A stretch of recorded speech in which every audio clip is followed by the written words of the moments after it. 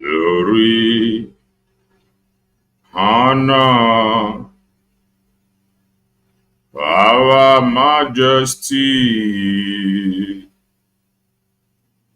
be unto Christ, our King. Hallelujah. Glory, honor, power, majesty be unto Christ, the King. Hallelujah. Glory, honor, power, and majesty be unto Christ, our King. Hallelujah. Glory, honor, power, and majesty be unto Christ, our King. Hallelujah. Glory, honor, power, majesty be unto Christ, our King. Onye dị mma, onye dị mma, onye nyere Jesus Christ, onye dị mma Chineke m, onye dị mma eze, onye dị mma odogwu, onye lụrụ ihe bịara ilo m, onye dị mma Chineke m, ịbụ onye dị mma eze, ịbụ onye mara mma, onye lụrụ ihe bịara ilo m, onye dị mma. Gị bụ na onye dị mma, gị bụ na onye mara mma, chi anyị okwu ya bụ eziokwu, onye dị mma Chineke m, naanị gị bụ onye dị mma eze, gị bụ onye dị mma ọkaka, odogwu chiri eze shie na anwụ anwụ, onye dị mma Chineke m, onye dị mma Jehova, onye mara mma eze, onye bụ mmụọ lelu mmụọ, onye dị mma Chineke m, onye dị mma ike nkwaba mba, onye dị mma eze, onye lụrụ egbe elu mgbọ, onye dị mma. Ị mara mma Jizọs, dị ebube, ịdị oke ọnụ ahịa chi m, Jehova bụ Chineke onye ebere, chi m ribo otuto n'ịbụ ọkaka, eze n'ịmara mma, ịmara mma chi anyị, ịdị ebube, nwanne m chi anyị dịkwa n'oke ọnụ ahịa, Jehova bụ Chineke m onye ebere, chi anyị ribo otuto n'ịbụ ọkaka, onye amara onye ngọzi, onye amara onye ngọzi, onye amara onye amara n'ịbụ onye ngọzi, onye amara m onye amara chi m bụ onye amara m, onye amara m bụ onye ngọzi Jehova ma, onye amara mmalite n'ọgwụgwụ, onye amara bụ onye ngọzi Chineke m, onye amara onye ngọzi, onye amara m, onye amara onye ngọzi, onye amara m, onye amara onye ngọzi, onye amara m, onye amara onye ngọzi, onye amara m, onye amara mgbe ihe na-esi ike, onye amara onye ngọzi mgbe ihe na-esi ike, onye amara onye isi ndị mozi, onye amara onye ngọzi Jehova ma, onye amara ebe ọ na-mmụọ lelu mmụọ, onye amara bụ onye ngọzi Jehova ma, onye amara onye ngozi Jehova ma onye amara onye ngozi Jehova ma me onye amara ibu n'ike nkwaba mba onye amara onye ngozi Jehova ma onye amara chi anyị bụ na onye na-echere m onye amara onye ngozi nna m biko onye amara agbaba mesiri ike onye amara bụ onye ngozi Jehova ma onye amara onye ngozi Igbo bụ Igbo ụtụtụ ọma ehihie ọma mgbede ọma depending your time zone anyị ya dịka echi maka na echi adịghị agwụ agwụ ka anyị na-agbaga ọ bụ na isonyebe what are you waiting for? Click the like button, subscribe, comment, share. If anyị na-ekwu na nke ikpeazụ oye eloye ka m na-agwa ya if you are just coming across our channel for the very first time, you are welcome. This is Kelena TV. We are live and we are direct, bringing you the gospel of redemption like your doorstep. If I make common sense, the reason I'm running Marife, if kala Marife kala gas school, no maki if you chief, kaiji we not. I just want to make common sense as always. This week, anywhere to Araginzuno, divine visitation. Your expectations this week, it will never be cut off. It will never be cut off. It will never, never, never. It will never be cut off. Your expectations this week, it will never be cut off. You are protected. You are preserved. Protected. Divine protection. All-round protection. Where others go and fail, there you will go and succeed. That will make you to testify. That of a truth. Never choki kabia mabudike naga. Obietiwa retiwa na nke gwepia Chineke anyị ịdịghị neda ya anya obi anyị dị ọcha. The reason whether obi anyị ji wee dịrị ọcha bụ na anyị ma chi anyị na-efe. The reason whether obi anyị ji wee dị ọcha bụ na anyị ma na anyị dị genuine deep down. We will tell you nothing but the truth. You may not like it now. Mana n'oge na-adịghị anya anyị emesịa Nike anyị. Maka ọ bụrụ na ọ bụrụ eziokwu ọma ndị kate ọma mbụ ihe yiri eziokwu ọ ya bụrụ eziokwu ka e wee nwee ife a na-ekwu. That is that. N'oge na-adịghị anya anyị amapụ ya ọsọ. Ife anyị ji wee bata bụ obere ife. And obere ife a bụ na tomorrow, let me bring it to the script. Onye amara onye ngozi. Onye amara onye ngozi.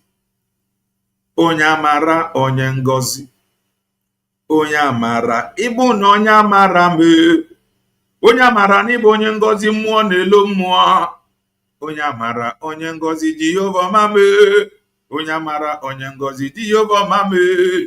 Onye amara onye ngozi. Onye isi ndị mozi. Onye amara ka ịbụ onye isi ndị mozi. Onye isi ndị mozi. Onye amara onye ngozi. Onye isi ndị mozi. Ọfụma mara me. Onye amara bụ onye ngozi. Ọfụma mara me. Chi anyị bụ ike anyị kwaba mba. Onye amara onye ngozi nna m biko. Ọfụma mara me.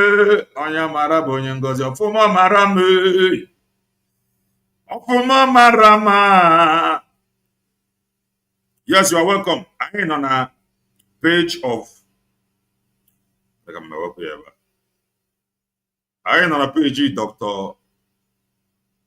Ngozi Orabueze. Let me try and zoom it.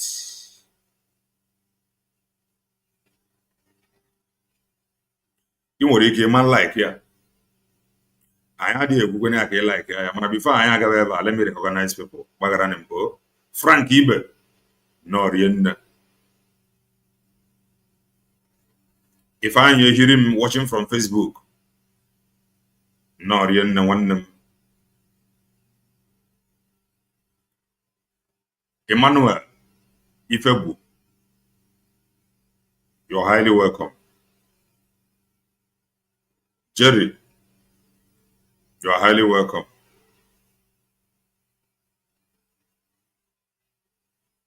Adinuju, Ebere, Norian, Frank Sonny Bobo, I follow it. As a Frank Izuchuku, you are highly welcome. Please kindly comment. Can we give for it? Ifem Jisaut, John, Abaleke, Norian, Okachuku, Norian, Triple M, no one name madam. Mike Son, Norian, Nobas Maro, no ma. Bonnie, you are highly welcome. No. Triple M, thank you so much. God vision, the vision of God. God vision, we cite you. May God give you divine vision. Divine vision that will enable all of us to fulfill destiny. Unique Truth TV. Now, Henry Iwuchuku, I am following. She's our Peter. No, Felix Joseph. No, Daniel Opara. No, Rienne. We welcome you all. We welcome you all. We welcome you all. And we move. Ono na anya eba. Ihe a mgbaere ụnụ bụ Sonny Kalu from Facebook. Daalụ nwanne mmadụ. Ife a mgbaere ụnụ bụ maka echi. I think echi in some hours time. Ọ ya bụ echi. Eze Frank. No. In some hours time, ọ ya bụ echi. Echi ahụ. Enwe question and the answer. Question and the answer. Ndị na-eme organize. Or ndị na-afụ maka ya. O maka USB. That is USB. Bụ ndị na-eme ya organize. Amaka? No. USB bụ ndị na-eme this question and answer organize. Buko. Oruechi ya. Try ya ga. Ajụjụ a na-emesaghị anya. Go and ask your question. If ọbụla na-agbagwoju gị anya, go and ask your question. Ọ mara ife ekwuru asị that he that laughed last laughed best. You got to go. Mgbe ebidosiri ife are, ọ dị ka ọ na ọma daba. That is normal. If ọbụla ebidoro ọfụ ọ ka ọ na-adị. Don't mind those that is expecting quick action or those that was expecting everything to be as if nothing happened. They are not telling you the truth. Oge ihe niile a na-ebido, those things efuru mere na-ebu ife kwesịrị ime. Some disagreement kwesịrị ime. Mana ọ bụ ọkwa nke ndị jiri aka ntụgba ọsọ. Mana enwere some disagreement bụ normal. Unexpected, suddenly something happened. So onye ọbụla kwesịrị ịdịgodi surprise. So maybe there was disagreement with some people banyere UXP na mbido isisi. But as time goes on, you can testify na inekwu anya na peace have returned. Ihe nnekwu based on ife dị obtainable na media. Anya na media, side UXP declared peace. Found with peace. You get now? So they are organizing question and the answer. Remember, Fabundi is kpọtara ndị nọ na homeland. No. Femegasi onwe fa introduce pugasie onye ha na-represent no ndị kwesịrị ịnọ based on na network adọrọ mma ndị afọ anọ. They are the very first. And oge ife niile a na-aga, some people they feel we're not propaganda. They were the very first people. Apart from the gangsters that ran away with the account, that another group of gangsters have suddenly hijacked the account from them because they wasn't smart enough. So, all the gangsters equally, if I banagoso, name no fan, I don't know if I in charge. USB declared about the very first people Powatara ndị nọ na homeland na onyonyo Femegasi onwe fa introduce na ihe abụ capacity ya na-eme operate ama na ịghọtara ebe m na-aga ọ bụ n'ọnụ m ka iji esi gaa. Peace have returned. Thank you. Oh ya wetara iji ejije aga tomorrow onwe ife mesara gị anya, go and ask your question ka aza ga ajụjụ. Ịnọkwana na back end na-agbosa ụja. Don't be like the gangsters. Onye na-eme ife a n'ụtụtụ a. Heaven bless you mightily. Nwa mama, God bless you. Bless you mightily. Ịnọkwana na back end. Nọrọ ebe a na-join ndị na-agba ụja, na-agbọrọ ụja. A sị na nkịta na-agba ụja adịrị ata ata. Go and ask your question. Ebe boss eji eji okwu nwere onwe adị. Boss eji eji okwu nwere onwe na USB declare record. Ịnụrụ ka nsi okwu ya, igbe eji eji okwu nwere onwe ebe ọdọ bụ na USB declared. Every instrument you need, you may not like it. Forget ya nkịta na-agba ụja adịghị ata ata. Ozi ya adịbakwa ka o si ada. Igbe eji eji okwu nwere onwe ebe ọdọ bụ na USB declared. Don't be deceived. These are gangsters. Yet they cannot be trusted. That is the simple truth. They can't. It make the trust to have sorry. This is how we have been shouting it here 7 months ago. Today, you have confirmed it. You must not allow them.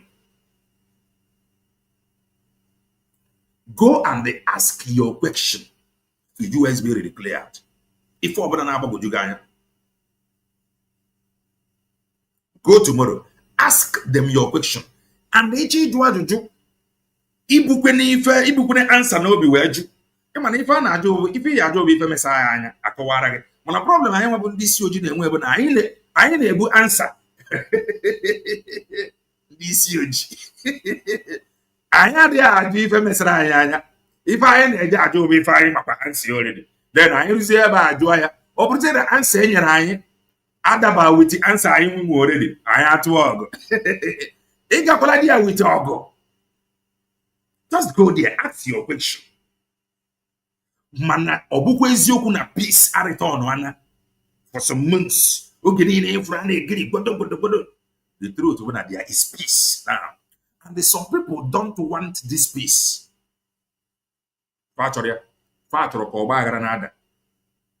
In fact, CRC, Conflict Resolution Committee, if there is no problem, these people then will go and create problem. They are Bongolians. So tomorrow, God, I am not an insider. I am not a freedom fighter. I'm just a preacher of the gospel of redemption that believe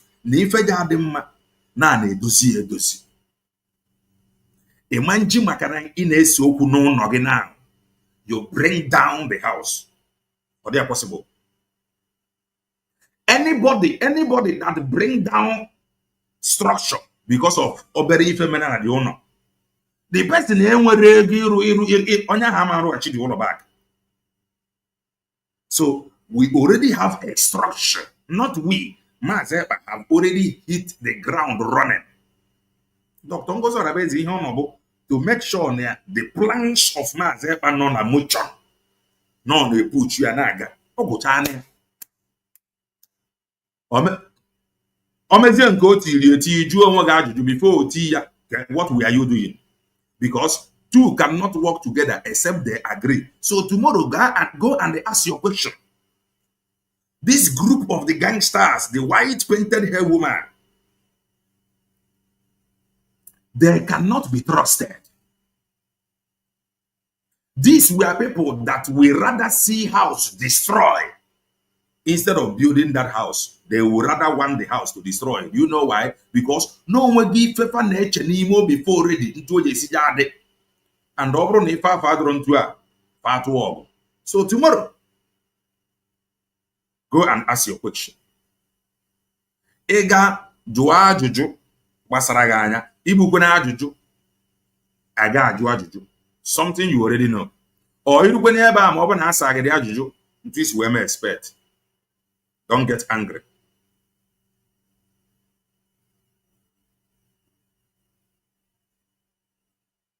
Thank you. You can never see him. O nwere ndị bụ na fa nọ na mgbasi o ife ha nọ bụ na ntisa and Kelena TV ama nọ na ntisa ife anyị nọ bụ na data our structure na anyị ji eme ọ dị mma onwe ndị na-ese okwu anyị ya akpọta fa doziere fa dị okwu and before na-edozi okwu na onye ji akaụntụ ya dị ready na ya ga-enye akaụntụ a mana ọ sị ha na ya ama nye ya si chutee ya aka he can run as his leg can carry him and ọ gbasịa ọ ga-emesịa mata arị na eziokwu na-akwụ ọtọkasịga. That is the simple truth. So go tomorrow, ask them your question. If I na go and ask them. Inwe answer. That is that. Always defend the you must not trust these people. You got to go. These gangsters that ran away with account, they told you Namazepa Noeba, no na brig. They went and divided the same brig. With I can tell you that without any instruction from Mazepa, because of na the removal of Ogechukwu, that it was Mazepa that told them to remove him. So as it stands today, how can they operate on their own? And though the Mazepa not here, CRC have never headed anything. This is how they are. So what if there is problem tomorrow now this very CRC government head now? Who will now come and make it right for them? Just solve the problem. Nobody. CRC was dissolved. Brig was dissolved. This CRC, if I manage now, let's say that CRC no conflict resolution committee. Not to head anything. Not to head anything. Because this same CRC they could not solve the problem with Ogenkere or sack Ogenkere and replace Ogenkere with another ABM. Rather, they remove Ogenkere and they close the office of the ABM. And suddenly, the CRC, before problem, Abruzzelended head the organization. You must know this. The temple now, some things in the art of you because of FIFA. Here I go. Mali no distant time, maybe the Kubia. Can I buy? Maybe the Kubia. Because we must tell this truth. The truth is that you must apologize to Ndebanye, no matter how you look at it. You must apologize to our people. Why? Because you are wrong. You are operating on error. Now, the reason I can on error about that you read charter. And you said that this is how a leader will emerge with your charter. So how did you that is it? Put this leadership together? How did you people put this leadership together without that charter? And you want our people to fall back and give you money. These are guys that is operating in error. No matter who they are presenting to you, trying to sound very, very convincing, they want you. No matter how convincing they sound, just give me a second. I don't need this distraction. I want to preach this gospel into Sabia. Here you go. I want to preach it as he come. Now, this distraction, Abena.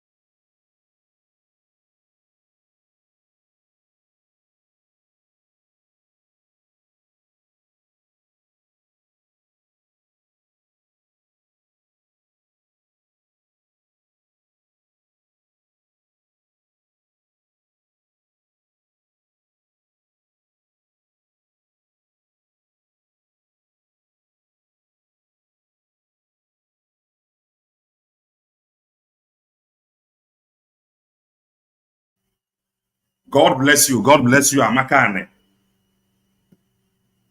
Chukwu abịa ma tụwala anyị nzu n'ọgwụ.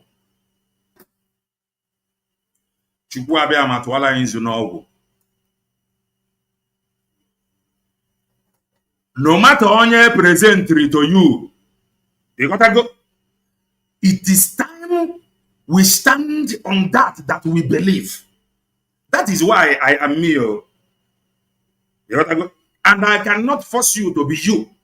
Something in me, what makes me a man, lives in me, not how I sound here. You must run away from men that change because of the kind of people Hamitri. How did you people succeed in enthroning CRC? It in a head is on our own section of brigade. That is abnormal. How did you people come about? Because you read charter and they told us that this is how a leader will emerge. Now you are bypassing that charter. And you said that this charter was meant for Biafran people. And the Biafran people adopted charter. It was all over social media. So how did you enthrone CRC, Conflict Resolution Committee, to begin to head your own brigade? This is why at times who voted for this CRC? Ono poli mo lo menwa gangaru meeting. Ono amamata social media. Jaba chaiba zende banyi na wetaba niego. Who and who did you carry along before a potana agwa na CRC? We now head the place of acting PM. But it was this same CRC, the INEC of Biafra struggle. It is this same CRC that single-handedly. Okay, now Kaela know that Tukunkere was appointed.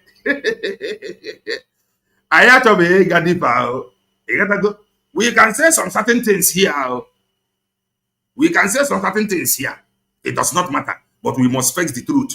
Some of you in this very social media feel now for the fact that you followers that you are now suddenly leading because the open on your platform now, people share it. You now assume that you are now suddenly leading. Hello, but there is vacancy already, like acting PM, and none of you deem it fit to assume the place of acting PM. Who appointed this CRC? This struggle from side of Brig. Or my problem now, if a man that is where I have a problem. And my problem is that you cannot close it down now. You must replace it with another. How can he be suing empty brigade? What are you people talking? So you people must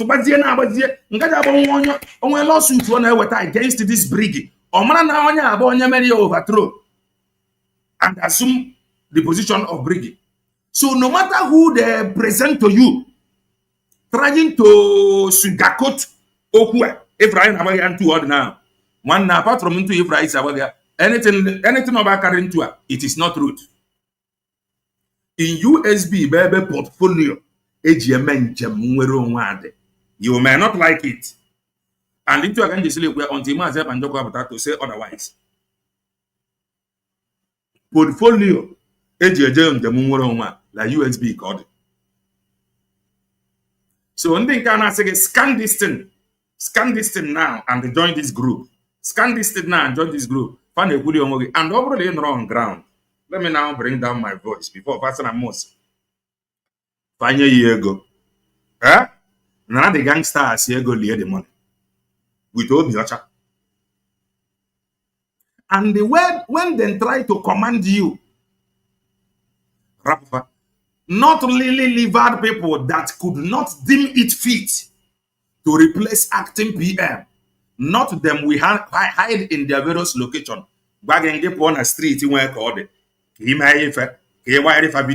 Kafapota, we na chat run the bay, away from Ifeneme, but ordinary head acting PM position. Fan Chabafo. The same people won there because far the desperate. We warned you before. Far the desperate and their desperation book. Nay, ya for now, may even wear called. Kafan way if I had a buy na social media. Ka already hacker ya convincing the buy in your fago. The pressure on the one eje go now but to the pressure. Money never gave the money here. But already their money. CRC man of fire. CRC Amanchi. In fact, enthroning CRC is an evidence again na black market. They are in error. Committee in Nonogia before. Oh, in fact, and from history, during autopilot, and where a big it was revealed to me that he has something to offer, Beban Joko. And he chased it. Or if on social media, that young man chased all attacks. He single-handedly chased all the attacks. Then what happened? Become the APM. Or maybe Mboji Wepo construct a group to come and lead. No. Orchestra the whole problem. Malalimo nune omero chest munia. Ono pomen wa kangaroo meeting. Tomorrow now they are now telling you that hey, 2 people on account. Teacher tomorrow. When they will run away with the money, they will come out. Oh, our people. Ebele will say to our God, don't give them money.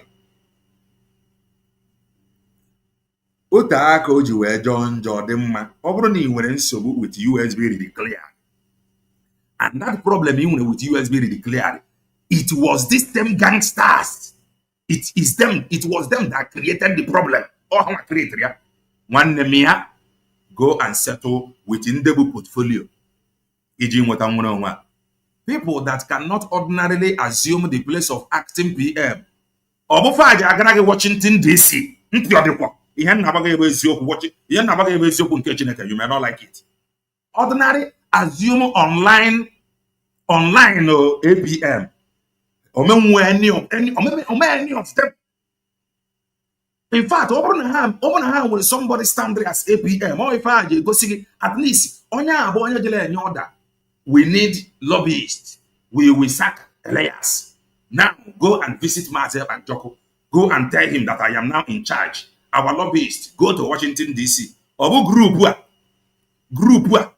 now ordinary APM post also. Or Washington DC. Our people must wake up. You must wake up by force. They are all the same people. The same people. No matter how they try to sugarcoat the word, no matter how they try to come online, no grief for anybody. Where for USB? Ya bụ mmanya aja na-ata. Mana ọ ga-enye gị test ị chọrọ.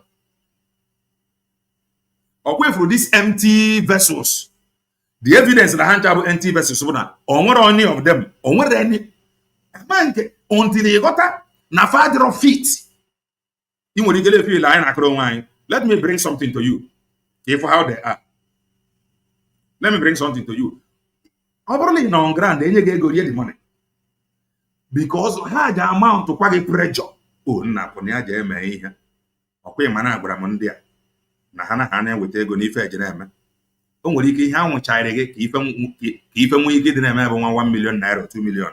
Ị pụọ ebe ahụ ife nwee ka ọ dị eme gị.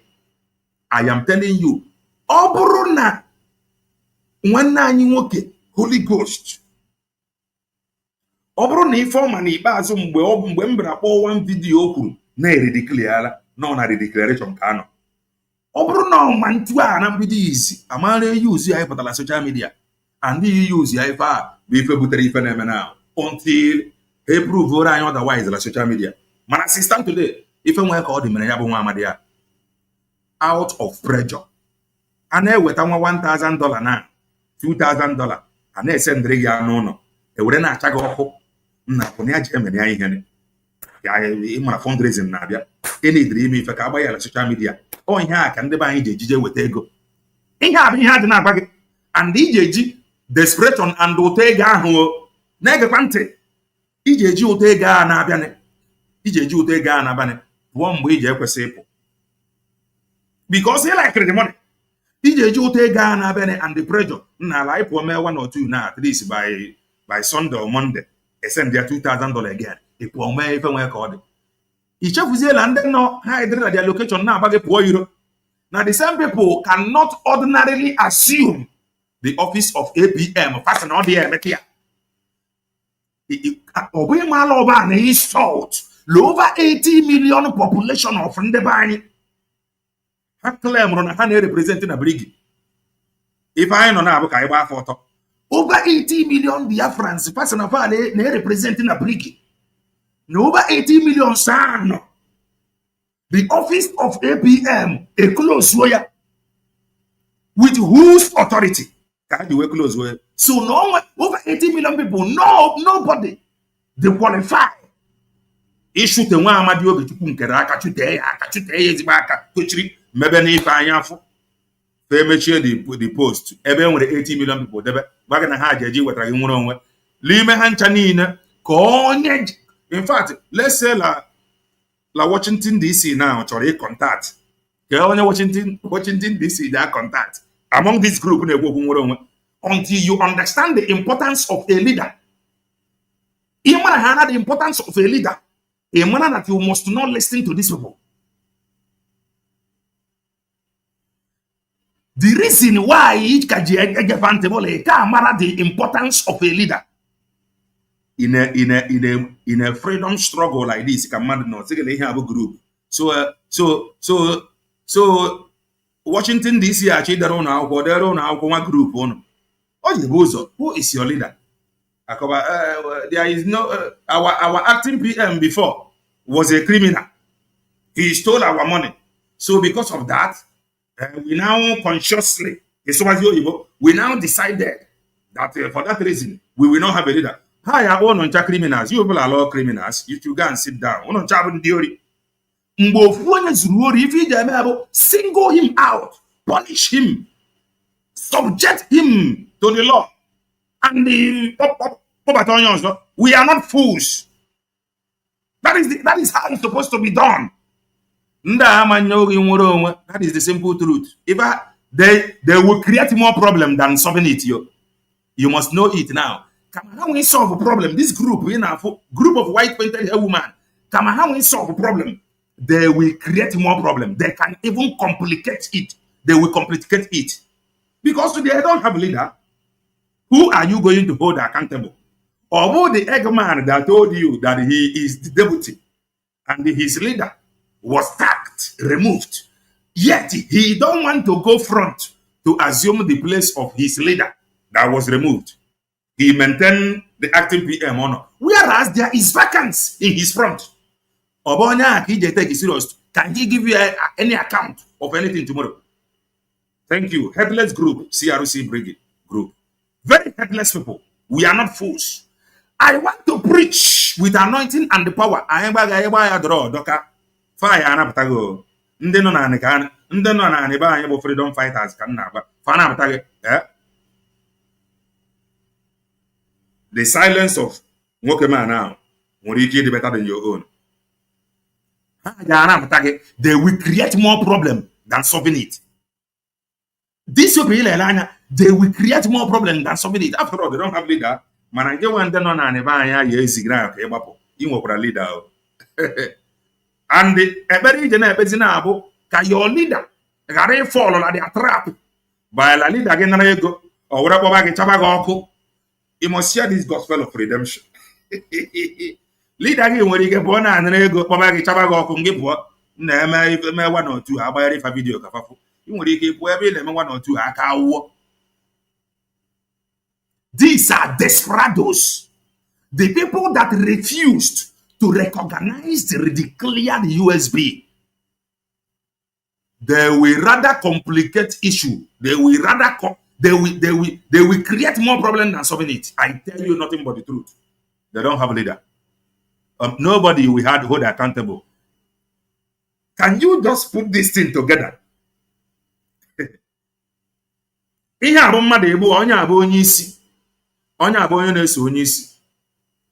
In a normal, onye isi pụọ mkpucha ya today ịlagbuo onwe na oriri ga-akwa bebere onwe ga-akwa because you are in error. Onye isi pụọ, common sense demand. Ọkwa na-ekwu that if you want to come to the front, you must confront what is in your front for you to come to the front. Then an opportunity uncalled and removed the person in the front. Kamadeleli Livado Luku, even at the front to fill the vacuum. The Oluku leave the vacuum then at front. No. Tomorrow, how can you now question the person? Question on you or the Segiliano Nazo? On that it is now you will understand how acting work. So he will rather remain silent than talking. That is the simple truth. So, oburu na ogage n'ụlọ bandi anaka natu ofe ego enwere ike zie gị ngị bụ ka ime ife nwe ka ọ dị maka ha need evidence to prove to ndị be anyị na nwere ife a na-eme ihe niile abụ desperation. They have no leader. They will complicate problem than solving it. They will complicate problem than solving it. I am telling you the truth. In what you man like a group CRC ndele dozi okwu gaziri ibe echi unu. Let me now bring something to you. Ihe anya baga ibe ezi okwu nke Chineke. What you man like here. Let me bring something to the screen to you. No matter how they try to sugarcoat the thing to you, one never fool. Na fabela. Okay, here can I na I didn't like I told me to chọrọ isi were ga. You got to go na rigidi antu. Okay, here into now. Look at this thing. This thing I am bringing it on again.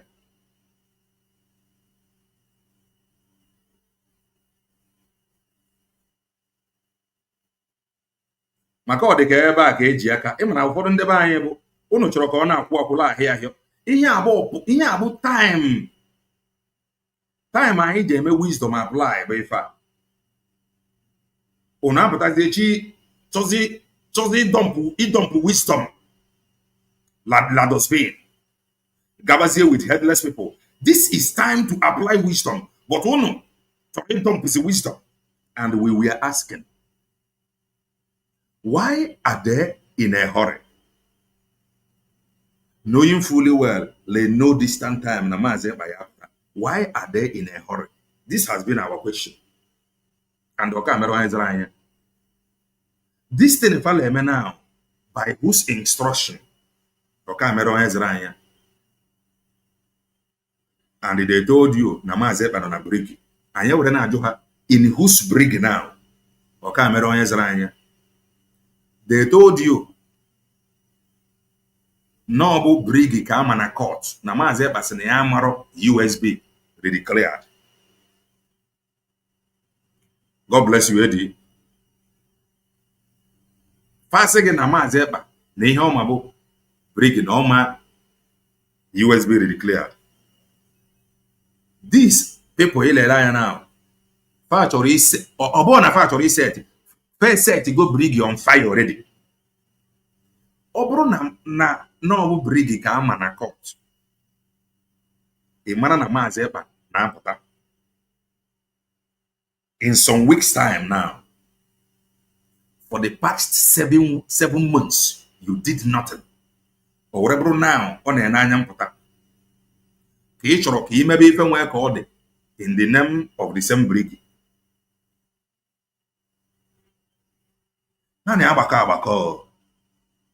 Because Anya Jola, why being in a hurry? Or can wear on his ranya? Where but that's the no fool look from among you people and the Oya APM. Kono kala. Because you and I know that even in that court na Finland, the hammer APM, okay? This is why I'm going to shock some of you. Finland court, farmer APM may exist. I want some area in that go. Finland, Amala, APM.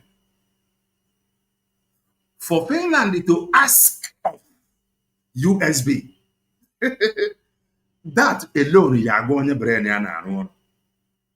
Now Finland, the USB may exist. Finland, your mala APM may exist. Maybe that was what you were trying to hide. You now abolish it, and we are saying no because you.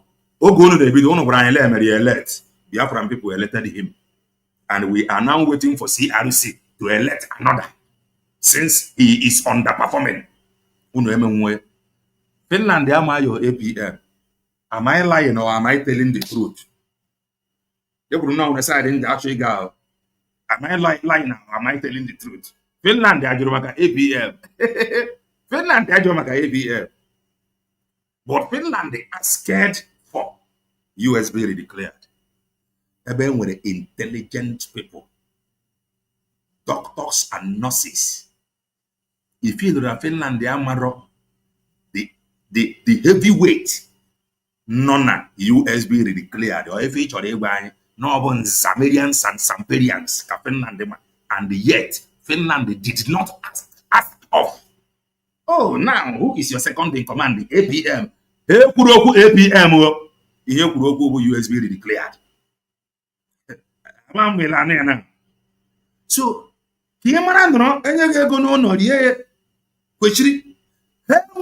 portfolio they don't have it. They don't have it. They will create more problem than solving it. I tell you nothing but the truth. And by then, I'm not accountable. To account. Who is with the white painted hair woman? Who is she? Can you post on her head? Answer me, yo. Okay, I'm going to answer. Who is Eggman? Eggman is now trying to play you people again, and you people are not seeing the handwriting on the wall.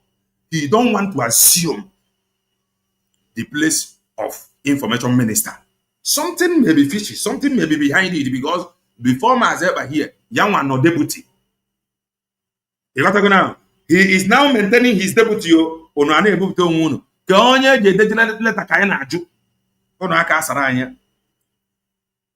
Why are we always like this in this COG, especially in the Igbo? Out of hatred, envy, and jealousy, you will decide to operate in darkness. You will choose to operate in error. You will choose to continue to lie, remain in lie, and they want to drag everybody to your lies and deceit. Why are we like that? Why? Suddenly, now the office. Why now? Why had you say office of the APM abolished now? Why not before? After he remove Ronya, after he Ronya will chatter, why not bring another? At least ke woman you present Rimbo. Who will okay, this group will go and look for lawyer to you people. God help you people and give you people understanding. These are people that want group who actually do what I don't know. Who will they write to? Who will receive your letter? If America want to reach out to you now, who will they write to? So this thing is a lion and scream here now. Let me read out something to you. Let me read from Inyabo Eggman post here. This Otondo Elias once made this statement. Hence, he is not our priority until we capture 80%. He should be fired. Underline this very word. If I fed this Elias Brafa, they know this thing. Elias attack. And some of you can now confirm it. Elias did not say this thing today. Elias Abugofa, God bless you. Mama. Elias Abagondi Aifa, they know this truth. Then it's a Mokwade. The Eggman brought this thing out. But this statement of Elias. And what is the statement? Let me read it out. Elias told them, the US will never do anything for this restoration of Biafra unless you capture 80% of your territory. This was the statement of Elias to them. And they were comfortable with it. They were okay. They kept quiet. Uruzie, Oge, the gangsters in Kozo Kola Bego, move also. The Eggman is now fighting this statement he concurred with. And based on this statement, he is asking for Elias to be fired. He should direct his group to fire Elias. And in this same group, this same word of Elias, Kafaji Urena call for fundraising. He got a conflict of interest. Elias Brafifa before Nambilis. All of them were cool with it. Then the Eggman no are telling this thing, this condition of Elias, or the impossible. Who present is here now one by this statement, with this statement of Elias, Sesaki Elias. But you were hearing that no, based on this Elias stand, no, we ready support. Obey my Lord, the almost impossible. Each the 80%, each the 80%, each the 80%, 20% for our how do Haman Tinyaka join your 80%? Come on, Fabia. Eliara for Bongo. What are you not talking? We did the 80% of being married. For front. Mbo Bongo no, a Magadele Kaleka, Zopta 80%. Obodobongo Japon, Marapo 20%. In fact, 20% yeah. Decide na and join the 80%. That is a simple truth. So this was the position of Eggman. With Elias finally they cool with it. Immediately they ran away with their own group and account.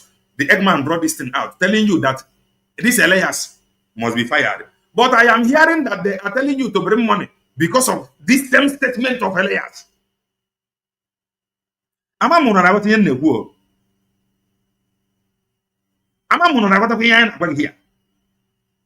know if you are putting the dot together. Am I communicating? I don't know if you are getting value here.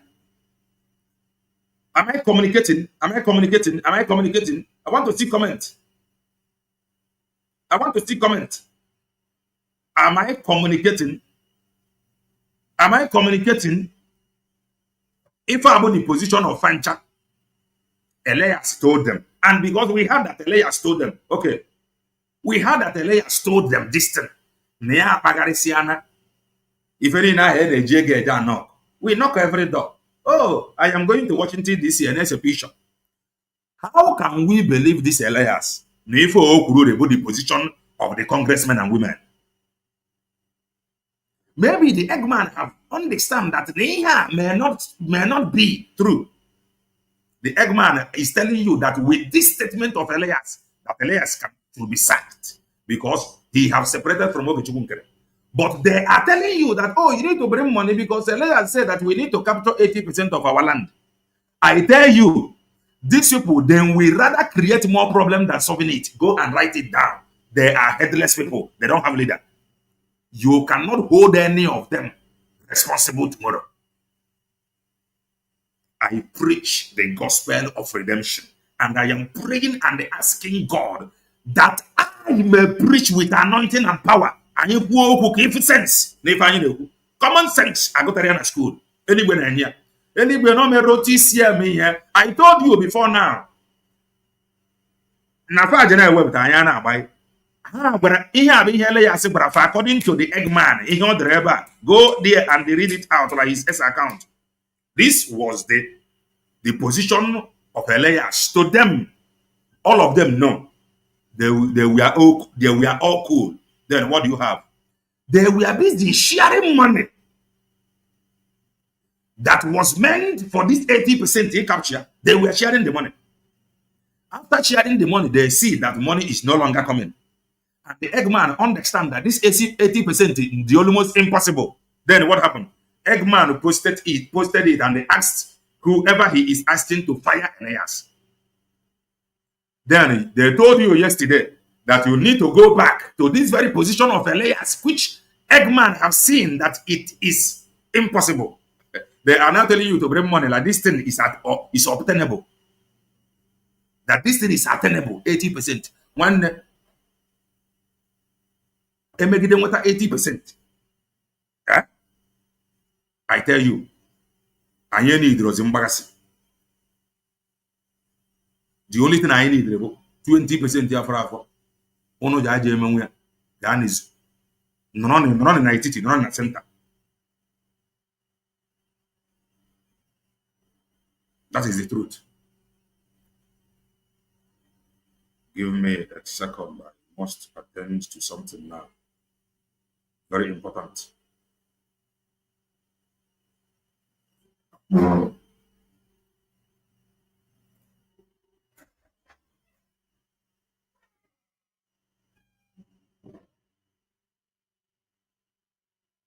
What do I do now?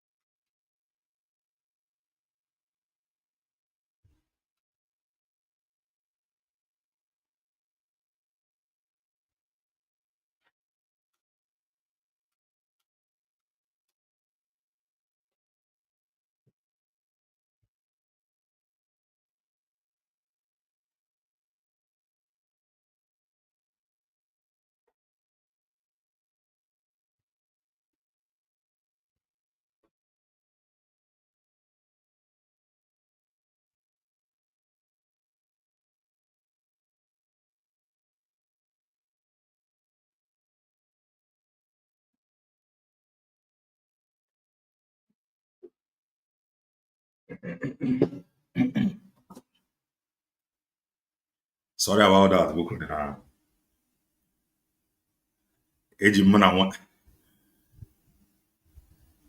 Sorry about that. Eji m na nwaanyị mana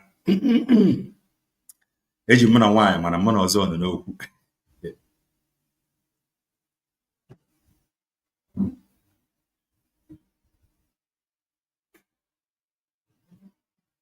So if I na-agwa ụnụ now, ama m na ghọtara ihe anyị na-akọwa ebe a. Ihe a bụ the position of all of them. All of them ma this truth before now. Oruzie oge fa gbara ọsọ from oge Chukwu nkere. The Eggman ebupụta this thing. Jide ya aka sị chụwa Elias. From ikwube ka a chụwa Elias. Because Elias gwara ha na ọ bụrụ na enweta 80% in America eme ihe ha ji eme. Look at America. How can you trust this thing from that ekwe ihe ana? These people will create more problem.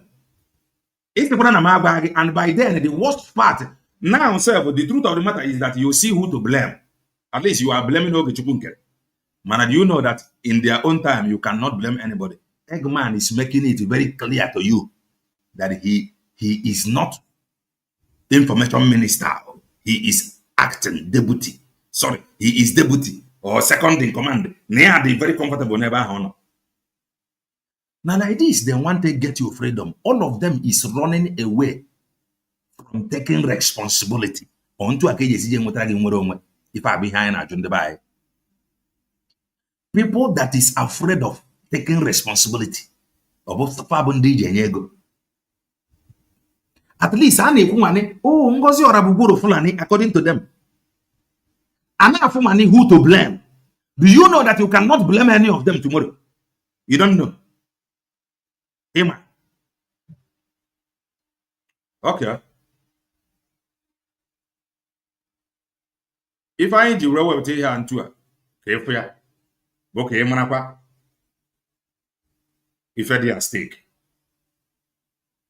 Makeba keji aka now. Ngi whatever go. You wunde anage 80%. And some of them are beginning to ask questions that I asked before. The Lai Mohammed or Biafra struggle over Abarawa. Abarawa manjekati ije. Huh? Bairiono. Monday sit at home side, yeah. Manjekati ije baya. The only thing Abarawa sirike, the one they could chill of mabo information. Dishing it out, whether mobezi yokumobase, unverified. When they teach you out, when I never do it. On Agazi on Ebony Jetiego, La won ever no go area. And ever no go area, baby God, they're back in affair. Man, this guy cannot mobilize his people. Grassroots. The Maconobra, Abra ever be a politician, now Abra complete failure. A man at the Lai Mohammed of Biafra struggle, no, a politician, no, a complete failure. If any learn on Biafra politics, let me use that word. If any learn on Biafra politics, he could not mobilize his kinsman. He joined the sit at home. Cobro no if he form a on Abatamboni no one a beje tiego. On Anna Manu, why you before Deka USB baby, he wage a general wherever I called it. I tire line your hatred. Remember hatred. Envy metariania. Makane nwere onye isi ekere ọrụ eke. Nene onye na-abịa online tomorrow bụ onye aja ajụ ajụjụ. A na-agwa ụnụ ị na-emekọ ihe with ndị gra school. Ị na-emekọ ihe with ụmụ achịkọta ekwe ọnụ. Fapụtasị gị na ha bụ prọfesọ. Tinkatigwe ha na prọfesọ ọhụrụ. Let me show you something. Nene somebody ga-apụtala his capacity ịza ajụjụ with other cabinet members tomorrow. Onto a case they are not perfect. Maybe you hated them because of gossip to you. Maybe that was why you hated them. Mano ogekade eager for reconciliation because how when a structure fa nwere structure, enwere somebody nọ na every position. Dr. Ngozi Orabaeze ama mgba agba cheche ihe a na-abụ naanị afọ nwoke amamma evangelist Solomon Nkwuọcha, Secretary of Defense, United States of Biafra government. Gwa m nnọọ ma international media ọ bụ fafe ife a ntu a na fale ya anya, at least fa mara nwanne onye na-ekwu maka ya. Who is leading this brig? Oh, CRC. Brete ego ka ị capture. They will create more problem than solving it. And you cannot hold anybody accountable. That is the gospel truth. And I am not telling you because of them. Stand on what you believe. But these people, these gangsters, you must not take them serious. They don't have what it takes. And then it goes Swafia. Ato Sofia, and then alarm or the bozo lelem or the level Swafia. But about Jacoba block from a block, our foundation from the middle field, a redori abagove. Or make it Pagidenka, Pagidek, and Gigo Regret, or Pagidenga, or Rekete. Brig have emptied it all. Obronema Matala, the reason all these things in GMA is because they are in error. Fan on error. Ne nonya nona capacity aja ajuju echi ana ajuju onasa. Ngada bo nwe inform na gbagojuru ga anya. I said it here long time ago. The day nwanne anyị nwoke ka ihe na akpọ ya. Nwanne anyị nwoke Prince Well pụtara. Kwuo na ya like Dr. Ngozi Orabaeze because of those who act from redeclaration na Finland. And la ya Dr. Ngozi Orabaeze ha na-arụkọ ọrụ. And la ha send the body 4 million. All the social media. He stopped until when somebody called him, somebody called Success, called him. And they told him to stop working. Remember, Success here now, I don't know him, but based on the social media, all the media that he was fired by USB redeclared. What happened? These same gangsters now, they were against USB. That USB is sacking Mazepa's right-hand man. Yeah, so that is many of them run away. That USB is sacking Simon Epa's right-hand man. How can they do that? And that thing where you drew where some people not on ground. Why sacking our men? Now, the gangsters that ran away with the account, that hijacked the account and website, they are now telling you that that same Success that was sacked by USB, they declare that Success is rich. No hotel. Maybe that was what the USB declared saw. Sack here, Panchani Nababa USB war. Maybe no la homeland. The reason you were engineered to fight USB because they sacked your right-hand man. Imanada your right-hand man no hotel. Unless Monunche was the hotel. Imanada your right-hand man no hotel. The same gangsters that was fighting then. Oh, you are removing everybody. They are the people now telling you that that same Success that was removed. Now that the same Success no hotel. These guys, this headless brig now, they will do more harm than good. I am telling you. They are the people that fought before. Why you were with Success? They are the people telling you now.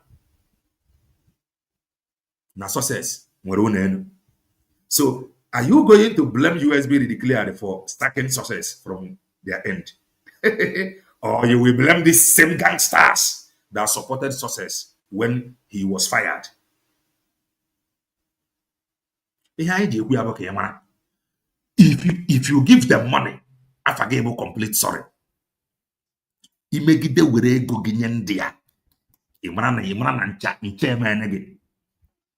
That is the truth. Ihe anyị ga-agodo sị gị ihe niile abụ ka ị mara mgbe e deceive gị.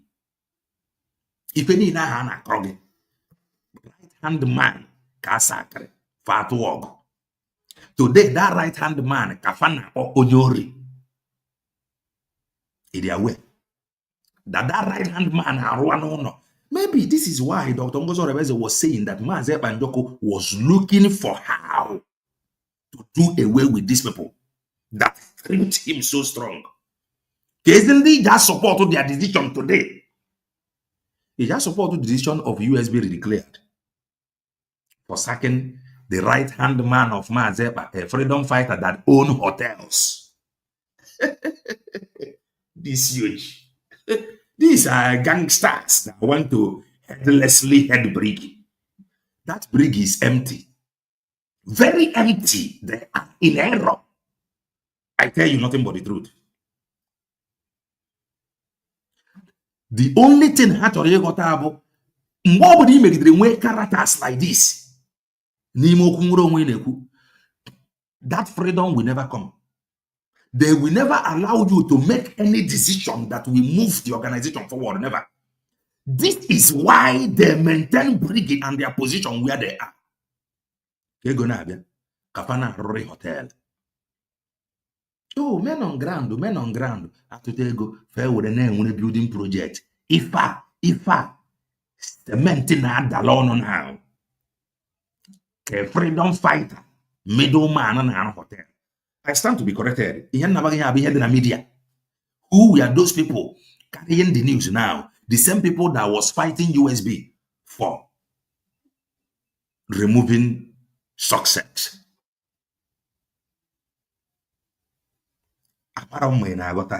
If I ain't a they are headless. They cannot take any responsibility. They have never made any decision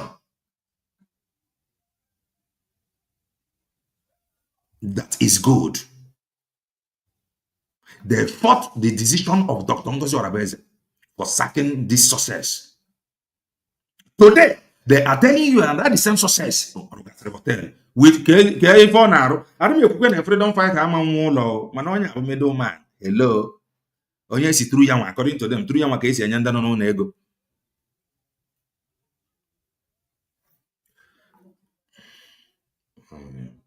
Through ya ka esi enye ndị nọ n'ụlọ ego. Mana ya today bụ millionaire na-arụ hotel. Idebi ebe a 100 years, ma ndị ọ na-enye ndị na-esi through ya nweta ego, everybody will be comfortable. Ị na-ekwu ọzọ, na-emere ọzọ. Then ijuzi onwe gị ndị ahụ na that is fighting oge ewepụrụ ya. Fancha na-arụkọ ọrụ. Fancha enwechara hotel. Ayadada. Eluigwe no mere otu isi ya mee ihe. Eluigwe no mere otu isi ya mee ihe. Chineke no mere otu isi ya mee ihe gị. Chineke no mere otu isi ya mee ihe gị. Ọgbata obi o nwere mkpa isi ya mee ihe gị. Ọgbata obi o nwere mkpa isi ya mee ihe gị. Onye ga-amanị Chineke anyị aka. Onye ga-echere chi anyị aka mgba. Onye ga-asị chi anyị bịa aka nwa. I had a dream. I had a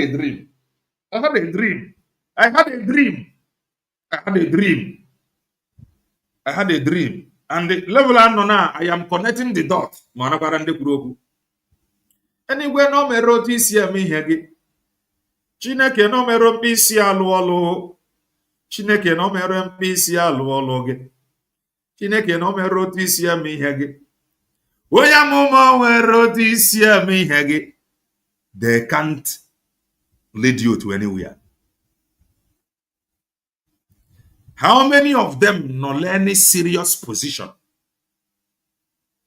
Okay, Mazi Ekpa.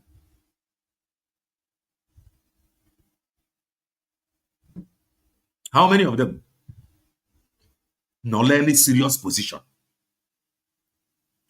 You must support UXB declared. Ebe wisdom na rain spring. Okay, on even go before. Okay, that brother, Prince Well, Sanandi and for apụtara m gwa yoga ka e werezi opportunity a Prince were ji wee kwuo okwu a, ka e werezi opportunity a jụọ ajụjụ.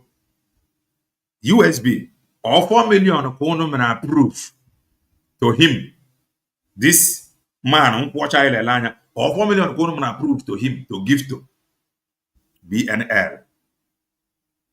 Ọ bụrụ na 4 million, he can be trusted. Mana ọ bụrụ na ọ bụ 4 million, go and ask him, okay, why o ji wee ndị 4 million whereas na ya budgetary for more. Ekere ọrụ eke and la USB ka eji afịa. Onye anyị ga-abịa ịjụ ajụjụ tomorrow abụọ Dr. Ngozi Orabueze. In fact, Dr. Ngozi Orabueze we only know nke ọ chọrọ ịma agbara direct, mana every information I think will come from onye to Dr. Ngozi Orabueze.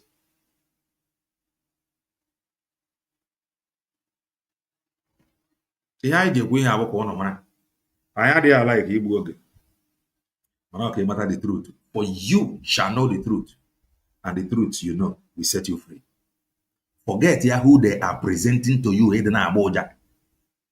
The truth is that they are headless. They have no leader, and it is dangerous. Nobody, or any of them, hold you accountable tomorrow.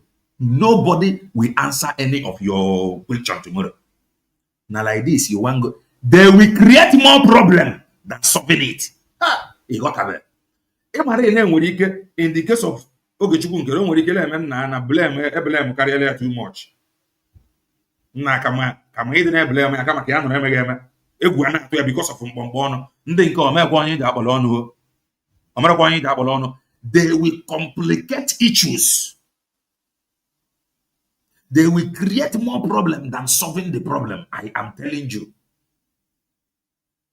It is very dangerous to mingle with this group of people. They are all the same thing. They are on their own. They have started their own. They are no longer with Evan Joko. Because everything Mazepa has no place there. The only thing Mazepa will that name Brigi. Hannah operate with. All this instruction Hannah at, they are on their own. They will create more problem than solving it. I wanted to go further, like this broadcast, but I will be ending it here. These were men that turned the struggle, that have taken Ndondebai as business. Fa in Kabon Kinro, Fa Westry Hotel. The hotel is running. You will get a few love Nekonya Kela Nofia now. Oh, Gronya money hand all of them will be struggling to make money and build hotel. But this same person was removed by USB redeclared. Aporofanono. Oh, a very far saga. A very far saga. A very far engineer summoned the buying on to fight against India. Webronya. India Webronya suddenly become bad person. Remember then, Dr. Ngozi Orabueze said, no, I with go, when you no. No, they get the money, make our business be fair. Some of you that don't understand then the reason why he was removed. These same people that fought that very decision, they are the people now telling you. The funny part of it is that you are not even hearing it from Dr. Ngozi Orabueze that fired him. You did not hear it from Dr. Ngozi Orabueze that fired him. You are hearing it from the same people that was fighting Dr. Ngozi Orabueze because of him. They are the people now telling you, oh, you were building a hotel. What were you doing? Is God not wonderful? Ihe abụ nke ịma ahụ. Enwere a whole lot ga-amara. Papa, say what you don't know is bigger than you. Anya forget. Na-ekwu okwu nwere onwe na-egbuchachi anyị. News na-agba na-eke ego in thousands of dollars. It is unbearable to someone by news and now the same people they are building hotels. Just imagine. I say what you don't know is bigger than you. A righteous man a righteous man, whereas their own what you don't know is bigger than you. Something is triggering that statement from behind. Okay, what you don't know is bigger than you. A matter of no business. It is part of what you don't know is bigger than you. You will be engineered, misinformed to fight on Akia. Some of you no juru no ama me ihe obuna or no ama nwe mmekọ with Dr. Ngozi Orabeze. The reason abroad no na emekọ na se okwu. The reason may be because of ife agbale agwa. You hated them for no reason because of ife agbale agwa. Tomorrow they will still come and tell you, hear it now. They will still come and tell you that this woman, that she was removed from an account by Yepanjoko. Remember, this one now, USB declared removed to him. Ngada with 1,000. Zinyande no. Motherless babies. Okay, where I go visit motherless babies. And for 1,000, cover 1,000. That was just all. Cover it now, for 1,000. Dear girl born. At least can we get the money the little one with that because I know no dizinego on an hotelia. They're gonna kill any Jesuria. You how many rooms hotel all are. You man go finish you and corner on an or I will go to Fulani. The lock you know the bella doctor was all about it or the Mariana or ye. Obro what did the white painted hair woman. To God, on the fan. That is it now. Group without a head. That is what we will. That yeah, be high enough. Here be high enough. Idema Chineke Yoligwe na ba ama Muonwem nasi idima ezi Chineke ndị be anyị na-anwụrụ ife ahụ ndị nọ n'ụlọ agụọ na-agụfa n'ebe fa nọ wetin man do man and you tell me why they cannot if they are opportune. You tell me why they cannot manipulate anything and they tell you that Mazep asked you to fall back because Faji project, if you remove them, what happened to their project? So they will conquer anything, tell you fall back to make sure that project is not going to Idima ezi Chineke Yoligwe na-agba ama mụ onwe m na-asị Chukwu n'ịdị mma ezi Chineke ife a bụ ife anyị nwere onwe anyị ọkwa ndị ngịnafa na-achọ nwere onwe. Maazị Nnamdi Kanu na-ekwu na nwere onwe bịa na ya akụtugasị sọm ụlọ rụọ ụlọ ndị a nwere họteelụ jere agwa Maazị Nnamdi Kanu nwoke kwurube n'ihe onwe nwere onwe na ọbịbakwala taa na ga arụpụtagodi họteelụ ka o nwee nke nchi ọ bụ ihe mabuo na ife ha ji na-ekwu na nwoke kwurube n'ihe onwe na-ekwu okwu ekutusi ụlọ so họteelụ a ntara ọfọrọ ka a ji akụtu nna aka maka nwere onwe agara ịbịa. What is the difference of onye nọ na nwere onwe na-arụ họteelụ wit ego ekwesịrị iji na-ekwu eji okwu nwere onwe? What is the difference? When I tell you that I like Ikenguru Ago, some of you may not understand. Some of you, they're more deadly than Ikenguru Ago. That is the simple truth. Oh, you don't know. Okay, man, my enemy. You show me that I am your enemy. Mamata. Career that need no behind the scene. You they do me, they tell me sorry. Here about prayer point that we raised many years ago. Every they do me, they tell me sorry. Green snake under green grass. Maazị Nnamdi Kanu gasị apụta now. Okay, some voice of Ikenguru Ago. Ọ dị-ama n'ala onye a like ya. Ya nwe were nwanyị gbata aka. Carry the people the more deadly than Ikenguru Ago nọ n'etiti ya. Nwa Chineke. Iya ana. ba ama uyom a ịma na onye a dịrị dị ịgharị gị ife na nne ka irie. Show me that you don't like me ka m gbabara ya ọsọ rather than hiding.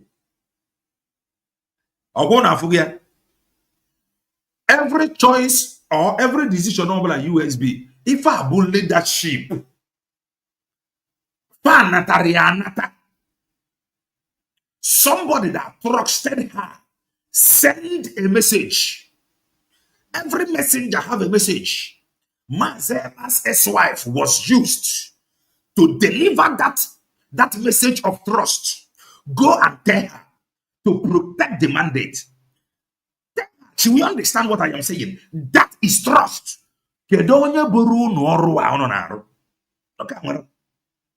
tell her. Just tell her about the mandate. She know what I'm talking about. If I have trust, spiritually, you're ready for narrow. Physically, you're ready for narrow. Mentally, you're ready for narrow. Headless people, a group without a leader. If you have over a little break, if you don't know, that is the truth. Over a little break again, Acheba. That is the simple truth. Protect the mandate. Go and tell her. She will understand. Just like when the evidence they cannot saw it very clear. But what we are talking about today, USB. They cannot foresaw. Go and listen to Mazi Simon Epanjoko. He is bringing new dimension to this very awareness that we are making. On the outside in Bokuria, and in Bokuru that thing, they fought it. Those that hated new dimension, the hoteliers are among them. Oh, they now want to divert attention. Tomorrow, no, we did the beg. And the ones that they kind of stood his ground. He stood his ground. Then Doctor Nkema Zepa, or didn't know come he said, la one program on him, that na Odechi has been activated on the record. And he said, Nenye woko nyu woji barrier, or makana president ye who was no if you're natural. Or makana international community who was no if you're natural. So, knowing fully well, he chose man post redeclaration, preparing for the redeclaration. Mere fund available, it display Akwandu Woji in Biafra, na the same redeclaration. Everything that they go set. Aporia. Onronime Ziozite to protect the mandate. The same gangsters that fought Mazepa when it was echoed. Go and listen to him and share his broadcast. He is bringing new dimension. The same group of people, they are fighting Dr. Ngozi Orebeze. Oh, why? Who told her to protect mandate? We have charter. She cannot protect any mandate. We have charter. Where is our charter? That is how a leader will emerge. The same people that fought the decision of Mazep and Joko, they are the people that is telling you to come to bring money. Without leader. They fought the decision of Mazep and Joko. And what is the decision? The decision book. Tell her to protect the mandate, knowing fully well that this woman about COS automatically no you want question on all. Today, what is happening? They have divided the brig. And they have going with ego headlessly. I forget, sorry. They will create more problem than they will do more harm than good. All this group, Ejimaka get great. If we don't take time, I set our place on fire. All this group and everybody want to lead, but the opportunity have now come out surfaced for you to go and replace the APM. Also, everybody want to lead because you want followers like your handle. You want to dictate the decision of no matter how you see it,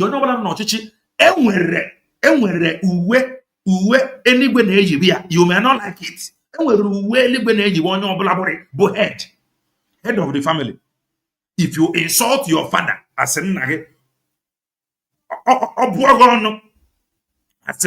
with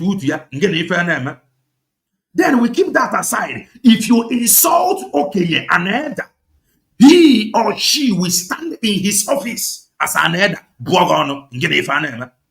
So every position nwere mmụọ ya na ya nọ. Every position spiritually nwere mmụọ that is guiding that very position. What are you people talking? What are you doing? No feel every position n'ụwa nwere mmụọ ya na ya so, especially leadership position. Ma ọ bụ ịpụta fụ diọkpara na be nna gị na ị na-akparị ya akparị. All diọkpara, we are not digressing. All diọkpara adịghị emetachakwa ya. But no matter na ha adịghị emetachi ya, ọ bụ ozi nke nge na fa ịfụ aka mgba. O nwere ife ya bụ ome, you stand like you're right, kụpụkwara ya. Mana ịchọzie ka ịkparị ya akparị ya, ọ nọrọ na his office asa aka ji ọfọ, ọ bụọ gị ọnụ nke na ife na-eme. That is the simple truth. Just like onye eziokwu na-ekwu eziokwu now, o nwere mmụọ ya na ya so. If you accused him wrongly, ọba akwa bụọ gị ọnụ nke na ife na-eme. That is the truth. Go and tell her to protect the mandate. Even while in chain, brain that somebody out there, go and tell her to protect the mandate for me while in chain. Or whatever you on social media. You people fighting the decision of a man that is in chain. You know, one man a chain no Jafu ya better than you. Because about that news about your war. Today, what happened? Brig is empty. And the evidence not the empty bonnet. They are telling you to bring money, no leader. This very brig that is asking you for money, no leader, is like an accident waiting to happen. They will cause problem. I am telling you nothing but the truth. They are going to cause problem. At the end of it, in the no one day na Sophia. Ya kan jihu na lefe ego rapufa. Ha no in a hurry. Fa chọrọ ka igosi fa. So within few weeks, somewhere even mana help we APM position. Mana fanye fa ego fa chọrọ ka ini gbetagide ani. Ojincha salu malonwe.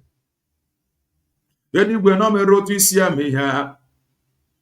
Enigwe no mere otu isi ama ihe. Chineke nwere otu osi ama ihe ya. What are you saying? I am talking to Okoko, Vietnam deportee. Ntu aka hasi we hide this year. You marrow their face. Do you know the funny part of it? Some of them you have never seen them before. How will America write to them? You have never seen them. They are leader. How will they get you this freedom? You can't question somebody you are seeing every week, week in, week out. Somebody want to address. Somebody want to address about doctor Ngozi Arabeze. It's all of nurse, yeah, bro. Somebody want to address the Kiana. At least, yari one year guy, odo one year na doctor and nurse will be a guy.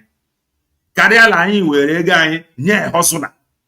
Madu Jogi going in the Etoria gangsters, yaka. Oh, yeah, second Nale will go look without change. Where is the guy? Lawyers. Where are any doctors, professors, cavalier, go kind of money?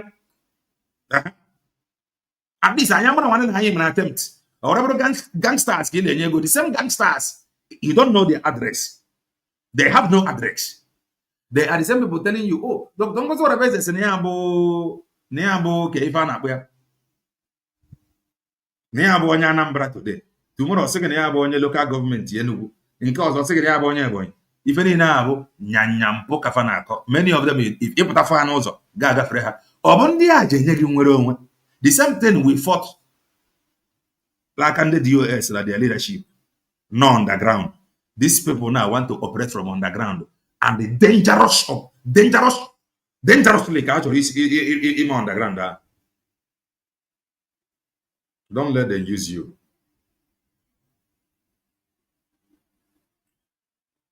I come after that old John. I hope that nonsense you're there. Oh, you know, see the gospel of redemption. You don't man.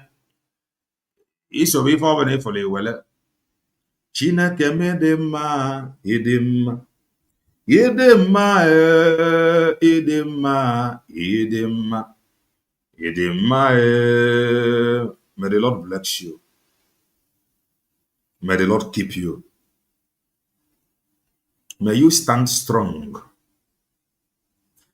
n'etiti ihe ahụ siri ike. Chi anyị niile gosi onwe gị, ahụbeghị m onye ahụ dị ka gị. Ha izuru oke n'ezie n'etiti ife a siri ike ka ọ na-egosi onwe ya. I told us month ago, n'etiti ihe ahụ there is God that answer prayers. Chukwu niile gosi onwe gị, ahụbeghị m chi ahụ dị ka gị. Izuru oke n'ezie, amama amasị amasị na izuru oke. Jehova zuru oke n'ezie, ntanta mmiri na-ede naanị zuru oke. Chi anyị zuru oke n'ezie. Be protected, be preserved. Anyway, tụwara gị nzu n'ọgwụ ka ara bụ ndị na-asọpọtụ anyị, ndị na-click the like button, ndị na-eshia, ndị subscribe, ndị na-asọpọtụ anyị financially. May God tear his sky apart and send you helpers. May you never know lack. Stand firm for the truth. Defend the truth. Nneka eziokwu bụ ife ya anyị nwere onwe. Amaka mele na hezicho ike abịa. He said, maybe some other time I have a back to the white painted hair woman, because I wanted to connect from there. But you see how the spirit laid. Amaka mele. Hello.